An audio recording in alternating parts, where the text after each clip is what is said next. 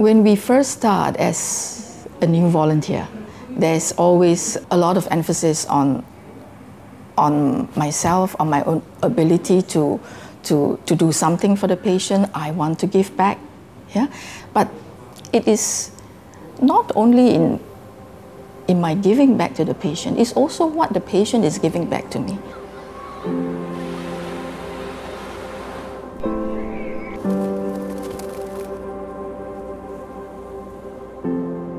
But we have to discard, as a volunteer in an organization like DPH, dealing with patients who are dying, we have to discard all of our own personal agenda and to put ourselves, to a certain extent, at their disposal.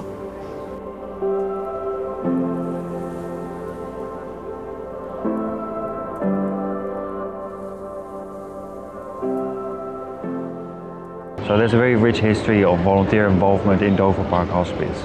It was founded by volunteers, and today it's supported by volunteers and governed by volunteers.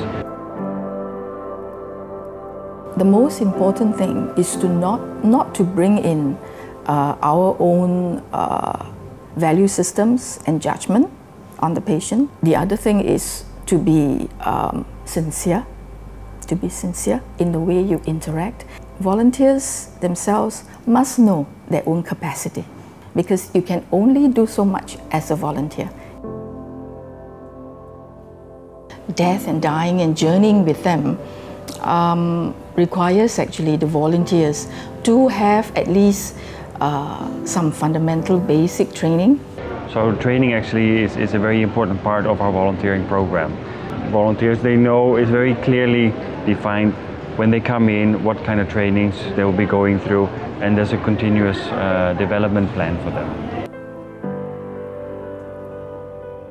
Be transparent, have everything documented, and share this documentation with the volunteers.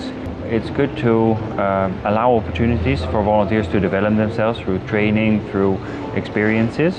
Take time to connect with the volunteers, and that's how it's also part of the retention of volunteers.